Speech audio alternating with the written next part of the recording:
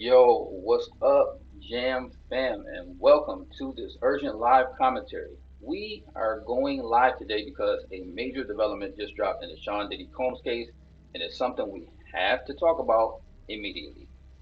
The headlines are screaming, and the core of it is chilling. Diddy's former personal chef, Jourdan Cha'Taun Atkinson, has gone public with a letter to the judge and a video to social media expressing outright fear for her safety after that recent split verdict. So this is huge, and we need to unpack what this means. Stay tuned with us, hit that like button, and get ready to drop your comments in the chat because this story just got even more intense.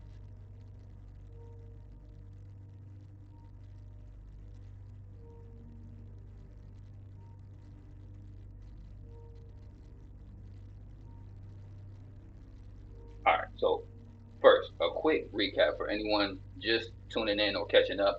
After weeks of trial, a Manhattan jury cleared Diddy on the most serious trafficking and racketeering charges, but they did convict him on two lesser counts related to transportation to engage and you know what. So, a mixed bag. Many people had strong reactions to that initial verdict, and if you saw the video, folks was out in the street slinging baby oil. Now, enter Jourdan. She wasn't just a former employee, she was named as a potential witness, though she did not testify. After that verdict came down, she wrote a direct letter to the judge, Judge Subramanian, describing the outcome as devastating and stating she now fears for her safety as a result of the trial and the jury's decision. She explicitly states she fears retaliation. Let that sink in. A former chef, someone who was close to Diddy's inner circle, is publicly saying she's terrified for her life. So let's watch this video.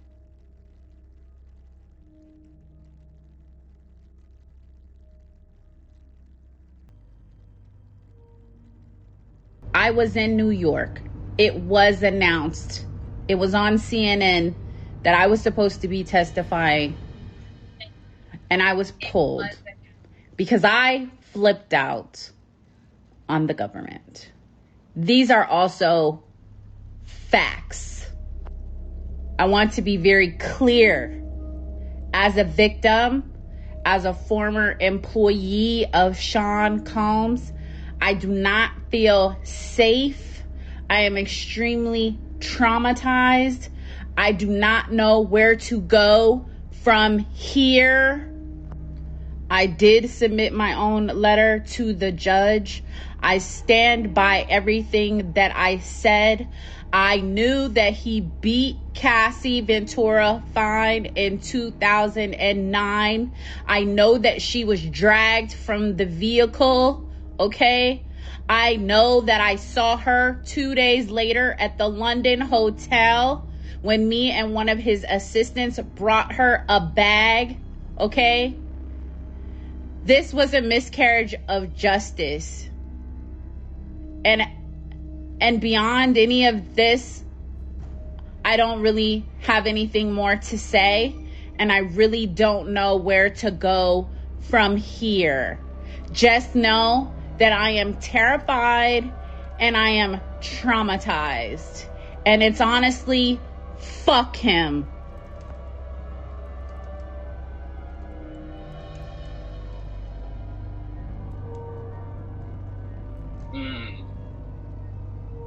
Atkinson's letter goes deeper. She alleges she was both a victim and a witness. She claims physical abuse by Combs in 2008, over a decade ago, and says she witnessed him abuse Cassie Ventura over the years. This isn't new. We've heard similar patterns emerge in other testimonies and lawsuits. But here's another crucial piece. She says during the investigation, she received a grand jury subpoena and was contacted by Combs' legal team and experienced harassment that she says felt like intimidation. This is important because it speaks to potential witness tampering or at least an environment of fear that could affect people coming forward. What are your initial thoughts on these specific claims from Jourdan? Have you heard similar stories about alleged intimidation in these types of high profile cases? I want to hear. And this letter from Atkinson likely played a part, but it's important to understand the judge's formal reasoning for denying Diddy his bail after the verdict. Judge Subramanian cited two main reasons: mandatory detention laws for the crimes Diddy was convicted of, and critically, a concern over Diddy's documented history of domestic violence. The judge essentially said that Diddy's past conduct shows a disregard for the rule of law and a propensity for violence or of violence. So this is a significant statement from a federal judge, and it directly addresses a pattern of behavior that has been alleged by multiple individuals. Somebody said the other day Kid Cudi testified for nothing. This denial of bail means Diddy remains in custody, which is a big deal, especially considering the defense's push for his release. The judge is clearly taking these past allegations and the present convictions seriously. So, what does Jourdan Atkinson's public plea and the judge's reasoning tell us about the broader landscape of this case in the entertainment industry? First, it underscores the immense courage it takes for any alleged victim or witness to come forward in cases involving powerful figures. The fact that someone feels this level of fear after a verdict is truly alarming. Second, it keeps the spotlight on the allegations of abuse and intimidation that have surrounded Diddy for months, even with a particular acquittal. The legal battle may be over for some charges, but the public conversation and the impact on alleged victims clearly is not. Third, it sends a strong message that even partial convictions can have serious consequences, especially when a history of violence is acknowledged by the court itself. So Jourdan's letter will be on public perception or even on potential future legal proceedings. Do you think this is a turning point for how the industry handles these types of allegations? So this is a development story, and Jourdan's voice is now a powerful part of the narrative. Her bravery in coming forward, especially after the trial, cannot be overstated.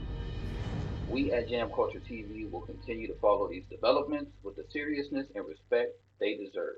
We stand with the victims and believe their voices are crucial. What are your final thoughts on this new twist?